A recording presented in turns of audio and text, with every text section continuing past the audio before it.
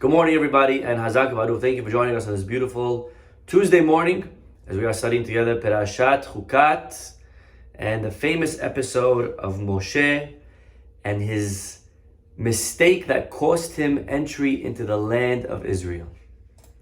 This is our Perashah. He's good, Moshe, he's going for 40 years. He's ready to go into Israel. Everyone else, they did the sin of the spies and they're all gonna die out. Moshe, he still has his ticket. In our parasha, year 40, it's like, right at the finish line, and he messes up.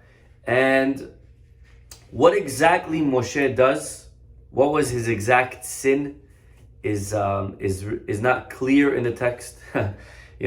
They say Moshe does one thing wrong, but the commentaries accuse him of dozens of things wrong, because each rabbi says something else, and before you know it, Moshe ends up being like such a bad guy, even though Nebuch, he just did one wrong thing, and we're hitting him for like 15. Everyone's giving their own interpretation. And be it as it may, today I would like to share with you a new interpretation. Okay, so here's another one of what exactly Moshe, and trying to understand where he went wrong in the sin of the spies. We know the basic ideas. He hit the rock instead of speaking to the rock. He didn't do Kiddush Hashem. He got angry, right? Different ideas, which each one needs its own class and elaboration. But whatever it is, the bottom line is, I think we all agree, this is what cost him his access into Israel. Right? Is that correct? If you disagree, let me know, please. But I think Hashem says it. It's hard to disagree. It's hard to disagree with what I just said. Ya'an lo ha'emante bi, because you didn't sanctify my name, whatever that means. You could fill in the blank, whatever interpretation. But because you did this, whatever this is, Lo taviu et hakahal hazeh el haaretz asher natati lahem. You will not bring these people into the land of Israel. Yes? I think it's very clear that Moshe doesn't go into Israel because of this. However, here is the problem. Moshe Rabbeinu prays. He prays and prays and prays to get into Israel. And Hashem tells him a very, very famous line, and God says to Moshe, Rav lach al tosef taber elai od badavar hazeh. If you open up to please Perashat Va'et Chanan, we're going to read it in maybe a month, and right after Tisha, I believe it's right after Tisha B'Av, and God says to Moshe prays, and you want to know how many prayers? Who remembers? It's a full year, so maybe we forgot. 515. He prays Va'et Chanan times 515 to get into Israel. And finally, Hashem says to him, Rav lach, it's too much for you. Al tosef taber elai od b'davar hazeh. Do not even ask again. Okay? And God put an end to the story right then and there. And that word, Rav lach, enough for you. It's too much for you. The rabbis noticed the interesting choice of words, Rav lach. And here's what they have to say. So again, we're in chapter 3, Pasuk 26. Rav lach. Too much for you. Our rabbis say, Berav biser, Berav bisruhu. Let me translate, please. He used the word Rav, and therefore he was punished with the word Rav. Basically, Moshe once in his life used to somebody else those words, Rav. And so God says to him, also you, Rav. Once more, not Rav as a rabbi, Rav as in too much. There was an episode, and feel free to try to take a guess, that Moshe told somebody, or some people, Rav, hey, it's enough, it's too much. And therefore God says back, hey, Moshe, too much, You want to use the word too much? I'll use it on you too. Where did Moshe use that phrase, Rav? Anyone remember? I'll give you a hint. Very good. It was last week. Very good job. He says to the people of Levi, Rav lachem b'nei Levi. It's too much for you, sons of Levi. Too much for you. You want too many things. Be happy with what you have. Moshe uses that word, Rav lachem, and God spits it right back. God says, yeah? All right, Moshe. Ditto. Right? Now, the events were 40 years later. They're not back to back. But God has a good memory, and I'm sure Moshe does too. And when God uses the word Rav lach, Moshe's like, oh man. All right, I see what you did there, God. Okay, all right, fine. Rav lach, I guess I'm guilty. And it sounds like from this whole thing, if I were to begin today's class with this and ask you, okay, now you tell me, why did Moshe not go into Israel? The conclusion would be because of what he said to Korach and the people. Rav lachem. Yet how does that fit? And that's today's class. How does this fit with the hitting of the rock? It sounds like it's a contradiction. On the one hand, you're telling me that he didn't go into Israel because of the rock. On the other hand, you're telling me he didn't go into Israel because he uses to the people of Korach, Rav lachem. Too much? Too much. And the answer that's given by Rabbi Bernstein, and he's quoting over here the Sefer Ikarim.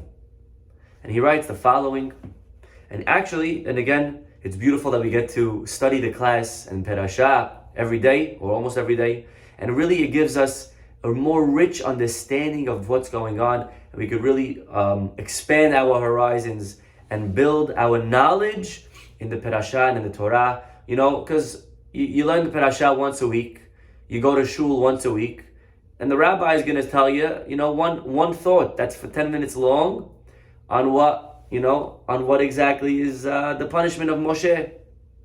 Moshe, he hit the rock, he didn't have emunah, and he got angry, and you walk away. The same way we studied the story at the age of 5 is how we study it at the age of 55, and that's not what Hashem wants. So every year we scratch another deeper layer of understanding what exactly is going on in the story.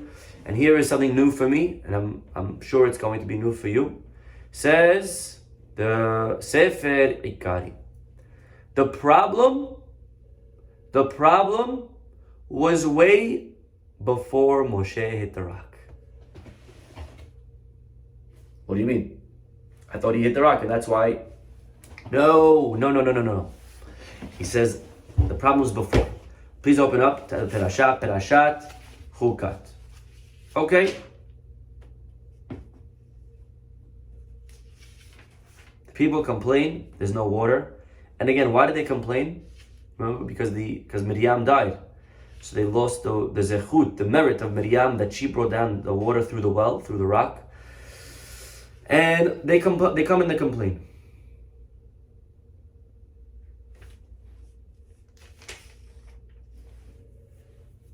Now, Moshe, let me tell you what he does, and you tell me if you like it or you don't like it. ויבוא משה ואהרון בפני הקהל אל פתח אוהל מועד. Moshe and Aaron come to the opening of the tent, which is the Mishkan, and they fall on their face. It's a way of saying prayer. וירא כבוד השם עליהם, and Hashem appeared to them. Says the Sefer HaIkarim, already Moshe is guilty. Right here, he already did something wrong. The people come and they complain. You're already out. What did he do wrong? And says the Sefer Ikarim, because there's a rule, there's something that we know in the concept. If you never heard it before, this is a nice way to be introduced to it. The concept is as follows: Tzadik gozer, Hakadosh Baruch Hu mekayem. That means that a tzaddik decrees, and Hashem follows. It's part of one of the spiritual laws of nature. Just like there's a physical law of nature, that when you drop something, it's going to fall. So too, there's a spiritual law of nature. And many spiritual laws of nature. One of the laws of nature is that Hashem, if we follow the Torah, then Hashem lets you control nature. The Pasuk says, if you observe my mitzvot, Vehaya im shamoa tishmeu mitzvotai. If you listen to my mitzvot, what's going to be the result? Rain will come down. And Hashem created the world in a way that there is a direct correlation and a link between someone who observes the spiritual and someone who's able to master the physical. The famous story in the Gemara, Rabbi Chanina ben Teradion, his daughter, one day she comes, Erev Shabbat, in tears in her eyes, and she says, Dad, we don't even have oil to light Shabbat candles. See, he says, so what's the problem? I don't understand. What's the problem? He says, what do you mean, what's the problem? We don't have oil. He says, okay, do we have water? She's like, yeah.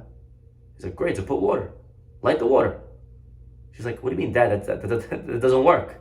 You can't just light water, you need oil. And he looks at his daughter and he tells her the famous line, the same one who told the oil to light can tell the water to light. And in a way, what Rabbi Hananiah is teaching his daughter and us is that why does oil light? Because that's nature. Well, you know what? If you're a tzaddik, if you live a life of closeness to God, then the rules of nature don't apply to you. Tzaddik gozer v'hakadosh baruch hu mekayem. The same way it's normal for oil to light, it's normal for water to light if you're a tzaddik. You know, there's something called in government executive power.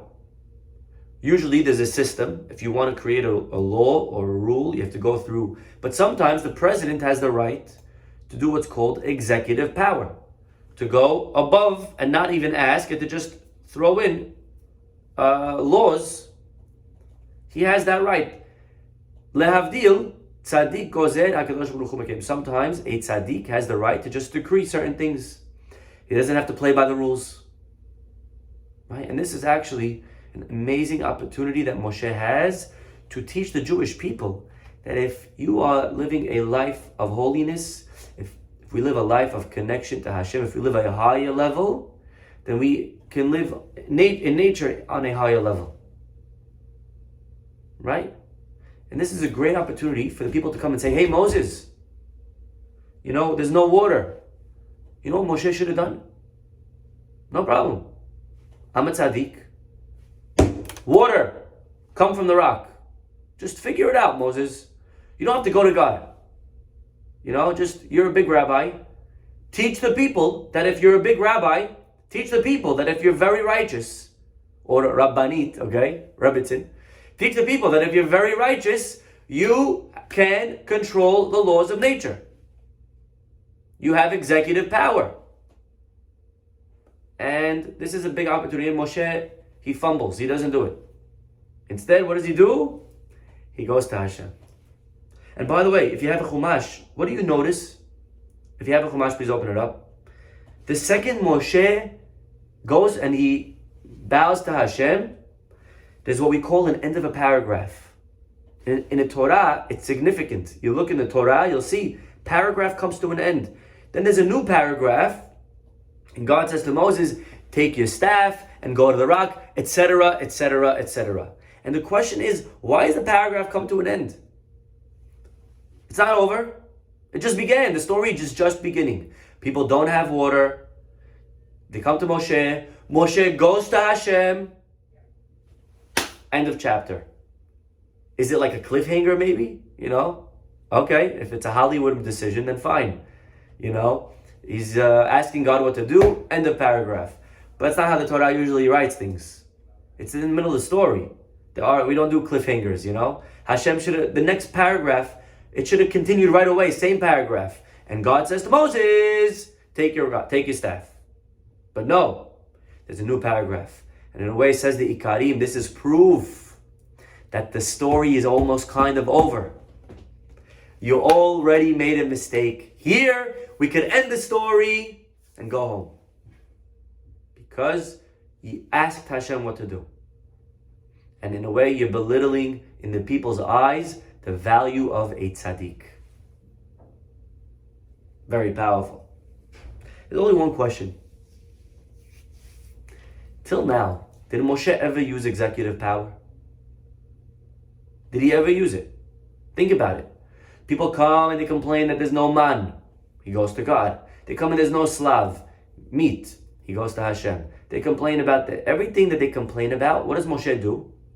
Let me see what Hashem says. He goes, he asks God, he comes back. Moshe never used executive power. He always relies on what Hashem tells him. Why is it that he's censored here now for asking God and for not using his tzaddik gozer wand? What happened? For 40 years he never used it. Now we're upset at him for not using it? It's a very powerful question. But Rabotai, the answer is that Moshe did use it once. There is one time that Moshe actually uses this opportunity to show, and he says to everybody, I'm going to decide the law on my own. Because I'm a tzaddik, and tzaddik gozer. Because the truth is, Moshe is a very humble guy. And part of humility means, I don't view myself as a tzaddik, and I don't do things without asking God.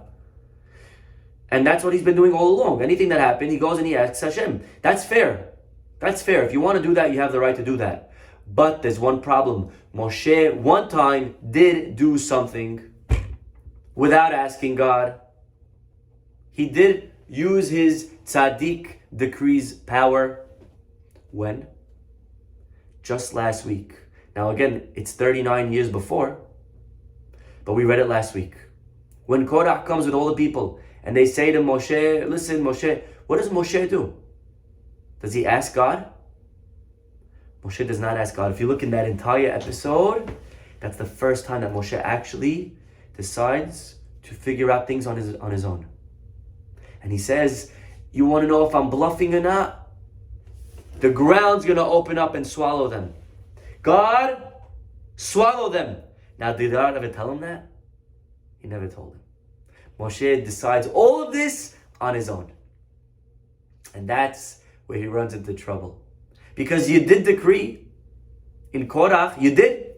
You said, Rav Lachem. And so from that point on, you must remain active. You want to be passive, that's fine.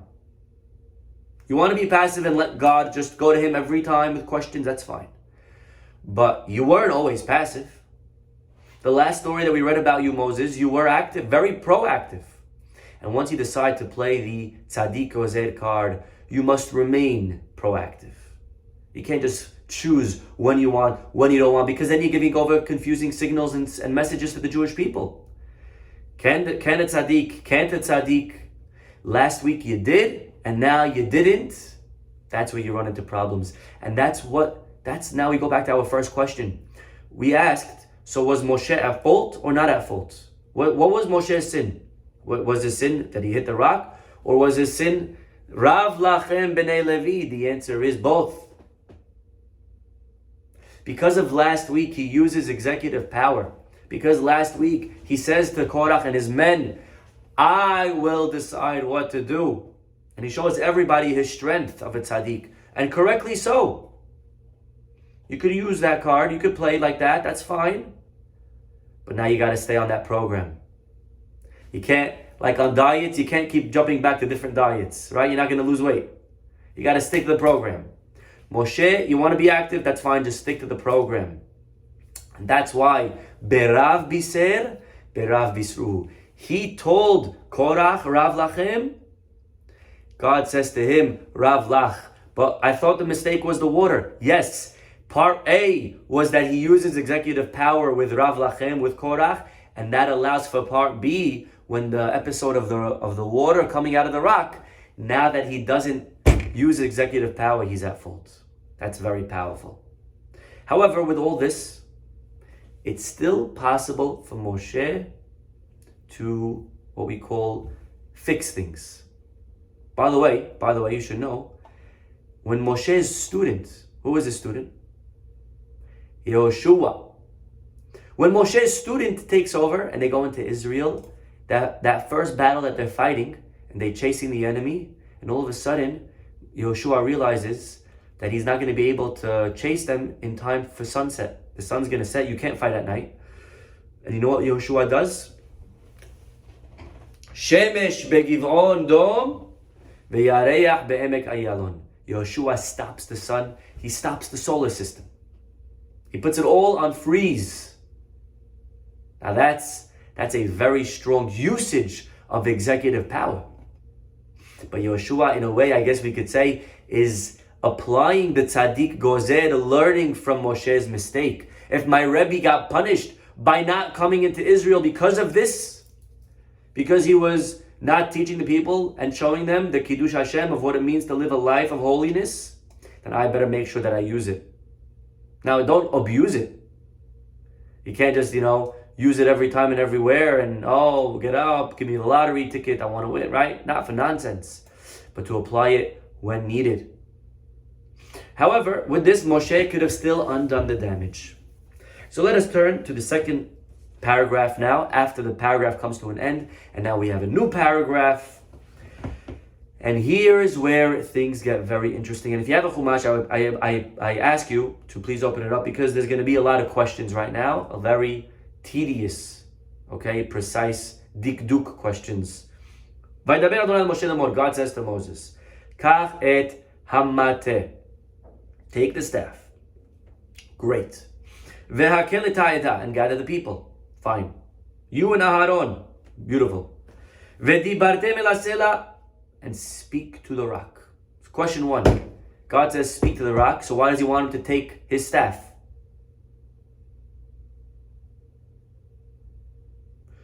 Good.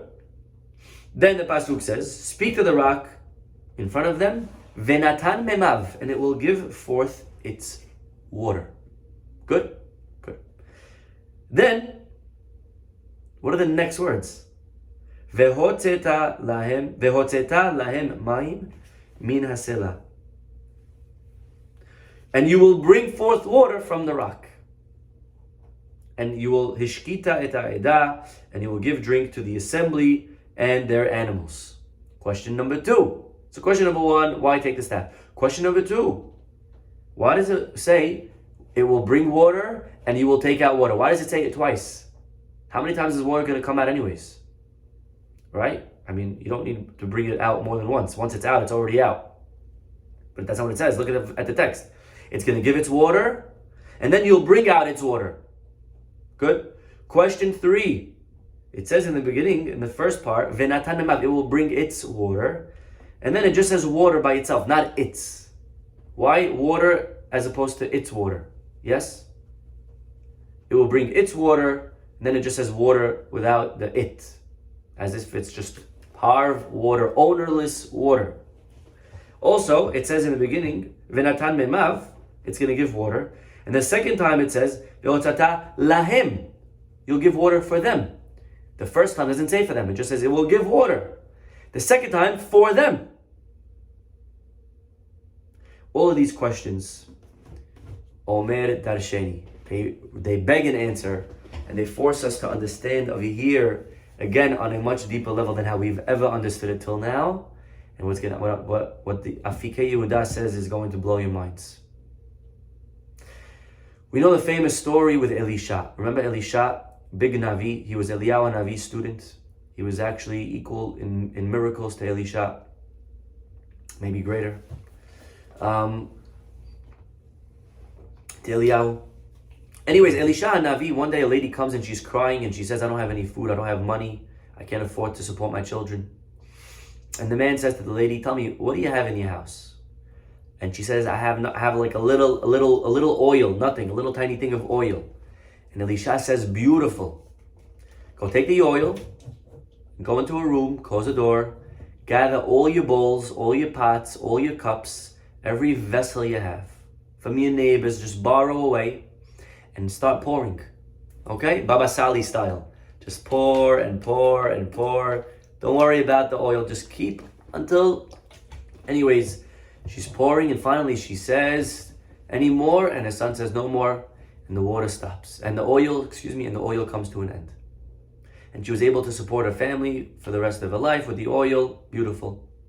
And the question that's asked, why is it that Elisha asks her, tell me, do you have anything? And she says, yes, I have oil. Why does she need oil? Why didn't Elisha just be like, okay, listen, lady, you want money?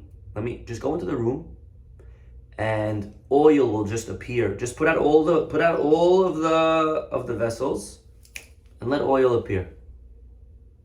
Why did he ask her? And it sounds like she needed to have a little bit of oil in order for the miracle to happen. And the Zohar says that's exactly it. En ha-bracha, the bracha only rests on something that's already there, which is a big lesson for us. That if we want bracha in our lives, there has to be something there that the bracha could multiply from. Bracha can't just come on something empty. A person has to have a job. A person has to have a lottery. You have to be in it to win it. There has to be something that now Hashem could send the bracha through. If she had an empty cup, Hashem's not going to send down oil through an empty cup. You have to have a little oil, and now I can make Niagara Falls of oil. But there has to be a little bit. Now, that's what the bracha says. There has to be a base, okay? A pure existence that now Hashem can multiply. And the question is why? Why? Why can't Hashem just do without the base? It's a fair question. No, can Hashem not do it? Can Hashem not bring him oil out of nothing? And the answer is, of course he can. But listen well. And this is going back to what we said before. This is where it matters, and there's a difference whether the miracle is coming as an extension of God, or is the miracle coming through the tzaddik, gozer, executive power avenue. If it's God doing the miracle, Hashem could create yesh me'ayin, something from nothing. No oil, and he could create Niagara Falls of oil. That's how he created the world, by the way. Yesh me'ayin, something from nothing. There was zero, there was nothing. You know, it's a crazy concept. And if you think about it too much, you'll go nuts, you'll go crazy.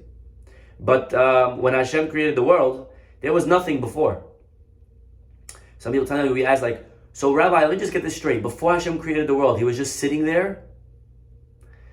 And the answer is, there was no there for him to be in before he created the world. There was no there. But Rabbi, what was he doing before? There was no before. Before is only because there's time. Time is something that Hashem created. Before the creation of the world and time, there was no before or middle or after or there or anywhere. Okay, you can make like a Dr. Seuss book out of this, right? He is not here, he is not there, so where is he? He's anywhere, right? Okay, but Hashem there is no there for him to be in. When Hashem created this, what we're looking at, what we're in right now, he had to create a something from nothing. Don't think about it too much, it's trippy. Okay? That's if Hashem's doing it. There's no rules. But if it's Tzadik's doing it, if a Tzaddik is deciding to do the miracle, that's fine. You have that power. You're a Tzaddik. But there are rules. There has to be a base. There has to be a little oil that now can multiply. It's very important, by the way, to just know this concept in general forever. Whenever we're studying the Torah or the text, to always be on the lookout for this idea and this concept. And that's why Elisha has to say, what do you have in the house? Because this is not a miracle that God's doing. This is a miracle that he's doing as a tzaddik. And what does he say to her, by the way? He says to her, Ma e'eselach, what can I do for you? I do. What am I doing? So once it's me, I need to know if you have a base. I need to know if you have something that I can act through. Yesh meyesh, something from something. Moshe had the opportunity to do a miracle as executive power. He messes up. Instead, he goes to God. That's fine. You want to go to God, go to God. And even here, even though he messed up, there's still a way to fix it and to recover from the mess up. How? Be a pure agent of Hashem's type of miracle, which is yesh me'ayin. Something from nothing. Meaning, we try doing it your way, executive power, that's what you should have done, because you used that in Korach, in the Korach saga. You didn't do it that way. And it's okay. There's still a recovery. Go my way. Yesh me'ayin, something from nothing. Be a pure messenger and agent from Hashem. And let's bring water from nothing. You ready for this? Says God, go to a rock. Now, does the rock have its own water? Yes, very little. There's moisture in the rock. If Moshe were to bring water from the rock, what kind of miracle would that be? That would be bringing something from something, right? He's going to bring water from already water that exists. Remember, keep going back to the story of the prophet Elisha. He's bringing oil from already existing oil. If Moshe pours out water from the rock, that's an executive power type of miracle. And you were able to do that. But once you came to me, says God, you have to do it my way. My way is something from nothing. And so, says God, look at this, unbelievable. Unbelievable. Says God to Moses, I need you to get rid of all of the moisture that's in the rock. Get rid of it. Because if it's there and water comes, that's a miracle that mankind does. Something from something. I do something from nothing miracles. So go to the rock, speak to it, Venatan memav. What does that mean, Venatan memav? And it will give its water. Its water. The water that is already existing in the rock. Let it give it and let it throw it out. Expel the water so that it's now empty. And then Vehotzeta lahem mayim min hasela. Now go to the rock, and now after it emptied itself out, complete water cleanse. Now speak to it, and now bring new water, something from nothing. Yesh me'ayin. And it answers all the questions. Look at this. That's why in the beginning it says Venatan memav. It will give its water. Empty it out from its contents. And then you will bring which water? It doesn't say the water of the rock. That's right. It's 100% new, miraculous water from nothing. And that's why it says Vehotzata lahem. You will take out for them. The first waters that come out is not for them. The first water that comes out is the cleanup. That's to throw it out. Let it just spill it on the floor. Now you will actually do the real miracle my way. And because of this, Moshe, as acting as an extension of Hashem, he has to do the miracle in the highest form possible, which is speaking to the rock. Once he hits the rock, he's already making the miracle a little bit on a physical. Again, they're both miracles, hitting, speaking. But if we had to pick one that was a little bit holier, speaking is definitely more spiritual. Speech in general is a spiritual idea. Hitting is already a physical concept, and therefore the second Moshe hits the rock, he lowers the level of the miracle, and he is censored, and so he messes up in the beginning by not just taking executive power on his own, and then even the recovery Moshe as well, he doesn't fulfill the right way. Why doesn't Moshe speak to the rock is also a good question. Maybe he didn't feel that the Jewish people were on the level, that they were able to receive water through speech. You know, the miracle is always commensurate with the level of the people. And because of the people, if they're up here, then the miracle could be up here. If they drop, then the miracle has to drop. But that's already a separate topic. But I believe this is a fantastic way of approaching this episode of Moshe. Again, what did he do wrong? What he did wrong was inconsistency.